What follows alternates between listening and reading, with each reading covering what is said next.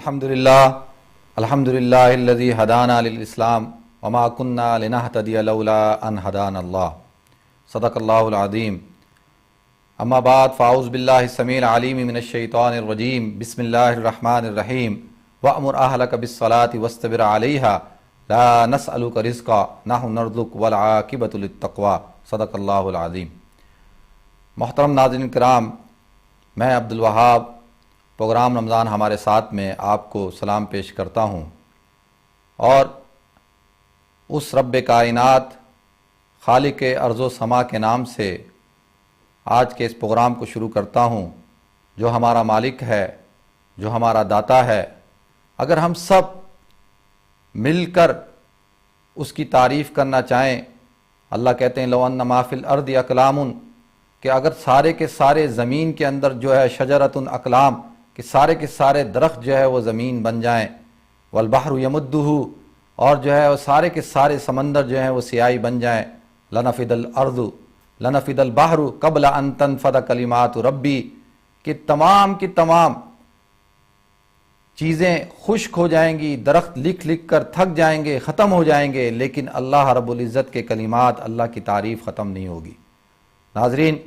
ہمیں ہر آن ہر گھڑی اپنے رب کا شکر ادا کرنا چاہیے کہ جس رب نے ہمیں مسلمان بنایا، اس سے پہلے انسان بنایا، اس کے بعد مسلمان بنایا، اور اس کے بعد آقا کریم صلی اللہ علیہ وسلم کی امت میں سے پیدا فرمایا۔ یہ امت بڑی فضیلت والی امت ہے، اور اس امت کے فضائل پہ اگر گفتگو کی جائے تو کئی گھنٹے اس کے لیے کم ہیں۔ صرف اس کی فضیلت کی ایک مثال میں آپ کے سامنے پیش کرتا ہوں کہ حضرت تمام کے تمام انبیاء کرام نے اس امت کو طلب کیا، حضرت موسیٰ نے طلب کیا، حضرت ابراہیم نے طلب کیا، حضرت عیسیٰ نے طلب کیا، لیکن یہ امت حضور اکرم صلی اللہ علیہ وسلم کو عطا کی گئی۔ میں یہ سمجھتا ہوں کہ اس امت کو جو فضیلت ملی ہے وہ حضور اکرم صلی اللہ علیہ وسلم کی نبوت کی وجہ سے ملی ہے۔ اس کائنات کے اندر جتنی رحمتیں ہیں، جتنی برکتیں ہیں، جتنی عظمتیں ہیں، جتنی سعادتیں ہیں، جتنے فیوزات ہیں، وہ سارے کے سارے جو ہمیں حاصل ہیں وہ حضور اکرم صلی اللہ علیہ وسلم کی ذات کی وجہ سے ہمیں حاصل ہیں۔ حضور اکرم صلی اللہ علیہ وسلم کی فیوزات و برکات، نبوت کے تمام انوارات جو ہم تک منتقل ہو رہے ہیں، وہ قیامت تک انشاءاللہ اسی طریقے سے منتقل اور جاری و ساری رہیں گے۔ ناظرین، کل میں نے آپ حضرات کے سامنے نماز کے اوپر گفتگو کی تھی، نماز کے احکامات، نماز کے فرائض کہ اس کے بارے میں جو قرآن بیان کرتا ہے اس کو بیان کیا تھا۔ آج میں نے آپ کے سامنے شروع کے اندر، پروگرام کے شروع میں ایک آیت شریفہ تلاوت فرمائی،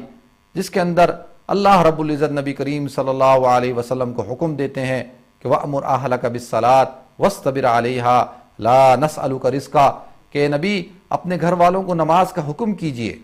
وَاصْطَبِرْ عَلَيْهَا، اور اس پر جمے رہیے، لا نسألک رزقا، ہم آپ سے رزق کموانا نہیں چاہتے، نحن نرزقک، ہم آپ کو روزی دیں گے۔ ناظرین، اللہ رب العزت نے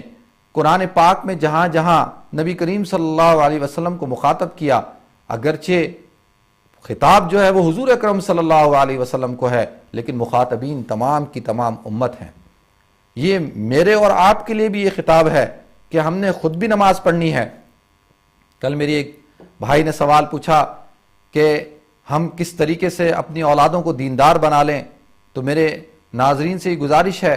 کہ اگر آپ چاہتے ہیں کہ آپ کی اولاد دیندار بنے تو اس کے لیے سب سے پہلے آپ کو دیندار بننا ہوگا۔ وَأْمُرْ أَهْلَكَ بِالصَّلَاةِ وَاصْطَبِرْ عَلَيْهَا لَا نَسْأَلُكَ رِزْقًا نَحْنُ نَرْزُقُكَ وَالْعَاقِبَةُ لِلتَّقْوَىٰ۔ یہ آیت اپنے معنی کے اندر بہت وسعت رکھتی ہے۔ اگر ہم حضور اکرم صلی اللہ علیہ وسلم کی اس حدیث کی طرف نظر دوڑاتے ہیں، جس میں اللہ کے رسول صلی اللہ علیہ وسلم نے فرمایا من حافظ علی صلوات الخمس اکرم اللہ بخمس، کہ جو شخص 5 نمازوں کی حفاظت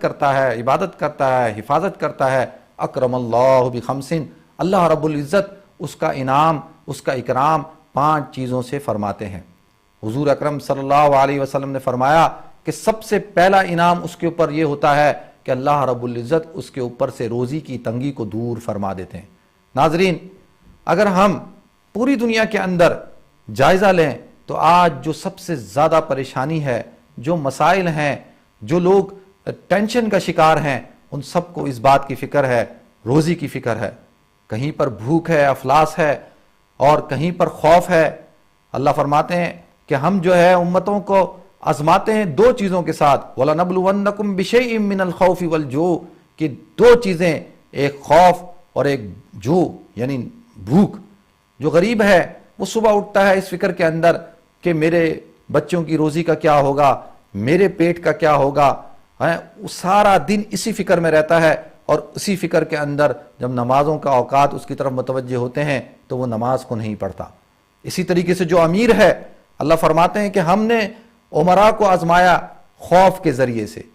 امراء کو خوف ہے غریب ہو جانے کا، کہیں ہم غریب نہ ہو جائیں۔ ملینرز ہیں، 4 گھر، 10 گھر ہیں، کاروبار ہیں، لیکن یہ خوف مارا جا رہا ہے کہیں غریب نہ ہو جائیں۔ دوسرا خوف، کہیں یہ سارا مال ہم سے چھن نہ جائے، کہیں ہم جو ہے وہ روڈ پہ نہ آ جائیں، یہ ساری کی ساری نعمتیں ہم سے کہیں چھین نہ جائیں۔ اس چیز کا خوف ہے یہ اللہ رب العزت کی طرف سے۔ کیوں؟ کہ ہم نے دین کو اپنی زندگی کے اندر اولین ترجیح نہیں بنایا۔ جو شخص دیندار ہوتا ہے، جس کو عرفان حاصل ہوتا ہے، جس کا قلب مطمئن ہوتا ہے، جس کو اللہ رب العزت کی توحید کا، حضور اکرم صلی اللہ علیہ وسلم کی رسالت کا، ان کی محبت کا اقرار ہوتا ہے، اطاعت کرتا ہے، اس کو ان چیزوں کا خوف نہیں ہوتا، وہ ہر حال میں رضا با قضا رہتا ہے۔ تو اللہ کے رسول صلی اللہ علیہ وسلم نے فرمایا کہ کوئی شخص چاہتا ہے کہ اس کی روزی کے اندر برکت ہو جائے تو اس کو چاہیے کہ وہ نماز پڑھے۔ اگر ہم قرآن کو اور اس کے اندر پڑھتے ہیں تو اللہ رب العزت رمضان کے بارے میں فرماتے ہیں، یا ایھا الذین آمنوا کتب علیکم الصیام کما کتب علی الذین من قبلکم لعلکم تتقون، کہ روزے کا فلسفہ یہ بیان کیا کہ تمہارے اندر تقوی پیدا ہو جائے۔ جب انسان کے اندر تقوی پیدا ہو جاتا ہے تو اللہ فرماتے ہیں وَمَن يَتَّقِ اللَّهَ يَجْعَل لَّهُ مَخْرَجًا وَيَرْزُقْهُ مِنْ حَيْثُ لَا يَحْتَسِبُ، کہ جو شخص اللہ کا تقوی، اللہ کا خوف پیدا کر لیتا ہے، اللہ کی محبت اور الفت پیدا کر لیتا ہے، وَيَرْزُقْهُ مِنْ حَيْثُ لَا يَحْتَسِبُ، کہ ہم اس کو روزی ایسے مقام سے دیتے ہیں کہ جہاں پر وہ تصور بھی نہیں کر سکتا۔ ناظرین، تاریخ کی کتابوں میں ابن کثیر نے ایک بڑا عظیم، بڑا خوبصورت واقعہ لکھا، میں آپ حضرات کے ساتھ شیئر کرنا چاہوں گا کہ حضرت موسیٰ علیہ السلام کو اللہ رب العزت نے طور پہ بلایا۔ حضرت موسیٰ علیہ السلام کو فکر ہوئی اپنی قوم کی، اپنے گھر والوں کی، کہ میرے جانے کے بعد ان کے ساتھ کیا ہوگا، ان کی روزی کا کیا ہوگا۔ ایک ذرا سا شبہ، ایک شائبہ سا پیدا ہوا۔ کہتے ہیں کہ جو انبیاء ہوتے ہیں حسنات الابرار سیئات المقربین، جو جتنا قریب ہوتا ہے اس کی چھوٹی سی لغزش بھی معاف نہیں کی جاتی۔ حسنات الابرار سیئات المقربین، کہ جو حسنات ابرار کی جو نیکیاں ہوتی ہیں وہ سیئات ہوتی ہیں مقربین کی۔ یہ بہت بڑا اصول ہے، انشاءاللہ اس پہ کبھی گفتگو کریں گے۔ تو جب وہ طور کے پہاڑ پہ جب پہنچے، اللہ رب العزت تو دلوں کا حال جانتا ہے، وَإِنْدَهُ مَفَاتِحُ الْغَيْبِ لَا يَعْلَمُهَا إِلَّا هُوَ، وہ تو غیب کے سارے خزانے اس کے پاس ہیں، اس کے علاوہ تو کوئی نہیں جانتا۔ تو اللہ نے کہا ہے موسیٰ اس پتھر کے اوپر تم اپنی لاٹھی مارو۔ حضرت موسیٰ نے اس پتھر پہ اپنی لاٹھی کو مارا تو اس میں سے ایک اور پتھر نکلا، پھر مارا، پھر ایک اور پتھر نکلا، 3 پتھروں کے بعد ایک چھوٹا سا پتھر نکلا، اور جب اس چھوٹے سے پتھر کو جو ہے توڑا تو اس کے اندر ایک چھوٹا سا کیڑا تھا، اور اس کیڑے کو جب حضرت موسیٰ نے دیکھا تو اس کے منہ کے اندر ایک سبز پتا تھا، اور وہ یہ اشعار پڑھ رہا تھا، سبحان من یرانی، پاک ہے وہ ذات جو مجھے دیکھتی ہے، وَيَسْمَعُ کلامی، جو میرے کلام کو سنتی ہے، وَيَعْرِفُ مکانی، اور جو میری جگہ کو پہچانتی ہے، یعنی 3 پتھروں کے اندر بھی مجھے جو ہے پہچانتی ہے، وَيَعْرِفُ مکانی وَيَرْزُقُنِي لَا يَنْسَانِي، اور جو ہے وہ مجھے روزی دیتی ہے اور مجھے بھولتی نہیں ہے۔ ناظرین، یہ ایک پیغام تھا، ایک میسج تھا کہ روزی کا ذمہ اللہ فرماتے ہیں نحن نرزق، ہم روزی دیں گے، روزی ہمارے اختیار میں ہے، کسی انسان کے اختیار میں نہیں، کسی شخص کے اختیار میں نہیں، کسی ادارے کے اختیار میں نہیں، کسی نوکری کے اختیار میں نہیں، کسی کھیتی کے اختیار میں نہیں، کسی دکان کے اختیار میں نہیں، روزی اللہ رب العزت نے اپنے ہاتھ میں رکھی ہے۔ وَفِي السَّمَاءِ رِزْقُكُمْ، کہ آسمانوں کے اندر تمہارا رزق ہے، اور یہ رزق وہیں سے آتا ہے۔ اگر اس کا انتظام انسانوں کے ہاتھ میں ہوتا تو ناظرین پھر دنیا کے اندر جو ہے وہ قتل و غارت گری ہوتی، کوئی شخص بھی ایک لقمہ کسی دوسرے کے شخص کے منہ میں لقمہ جانے نہیں دیتا۔ ناظرین، اللہ کے رسول نے فرمایا جو شخص نماز کا اہتمام کرتا ہے ہم اس کے اوپر سے روزی کی تنگی کو دور کر دیتے ہیں۔ اگر ہم اس یقین کے ساتھ نماز پڑھیں، میں یہ عرض کرتا ہوں، دعوے کے ساتھ کہتا ہوں کہ دنیا کے لوگوں کی باتیں جھوٹ ہو سکتی ہیں لیکن سچوں کے سچے حضور اکرم صلی اللہ علیہ وسلم کی بات کبھی جھوٹی نہیں ہو سکتی۔ اگر کوئی شخص سچے دل کے ساتھ چاہتا ہے کہ اس کی زندگی کے اندر سے روزی کی تنگی ختم ہو جائے، وہ نماز کو پابندی سے پڑھنا شروع کرے، تو علماء فرماتے ہیں کہ اللہ رب العزت اس کو روزی دیں گے۔ وَيَرْزُقْهُ مِنْ حَيْثُ لَا يَحْتَسِبْ، اس کو ایسی جگہ سے رزق دیں گے جہاں سے اس کو گمان بھی نہیں ہوگا۔ اور دوسری چیز اللہ کے رسول صلی اللہ علیہ وسلم نے فرمایا کہ جب موت کا وقت آئے گا وَيَزِيقُ عَنْهُ الْمَوْتُ وَيَرْفَعُ عَنْهُ، کہ ہم اس سے ہٹا لیں گے۔ جس وقت موت کا وقت آئے گا، یعنی حالت نزاع کے اندر موت کی تکلیف جب روح نکل رہی ہوگی، اس وقت کے اندر اس تکلیف کو اللہ رب العزت ہٹا دیں گے جو شخص نمازی ہوگا۔ ناظرین، موت کی سختی اتنی شدید سختی ہے، اس کی مثال میں آپ کے سامنے پیش کروں کہ اگر ریشمی کپڑے کو، اللہ کے رسول نے فرمایا اگر ریشمی کپڑے کو ایک کانٹوں بڑے درخت کے اوپر پھینک دیا جائے، دوپٹے کو، اور پھر جب اس کو اوپر سے کھینچا جائے تو جو حال اس دوپٹے کا ہوتا ہے جیسے بالکل پھٹ جاتا ہے جگہ جگہ سے، اسی طریقے سے جب روح نکلتی ہے اسی طریقے سے جو ہے اس کی تکلیف ہوتی ہے۔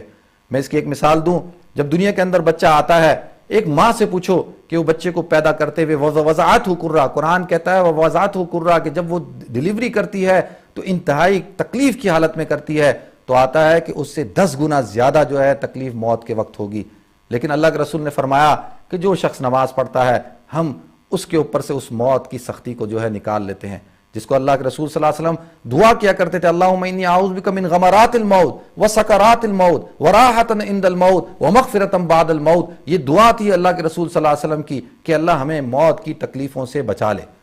اور پھر اس کے بعد اللہ کے رسول نے فرمایا تیسرا انعام کیا ہوتا ہے کہ قبر کے اندر سے جو ہے اللہ رب العزت اس کا جو ہے اس کی قبر کو جو ہے روضۃ من ریاض الجنہ بنا دیتے ہیں۔ قبر کے حساب سے جو ہے اللہ رب العزت اس کے اندر سے آسانی فرما دیتے ہیں۔ آتا ہے القبر روضۃ من ریاض الجنہ وحفرۃ من حفرۃ النار، کہ قبر یا تو جنت کے باغوں میں سے ایک باغ ہے یا جہنم کے گھڑوں میں سے ایک گھڑا ہے۔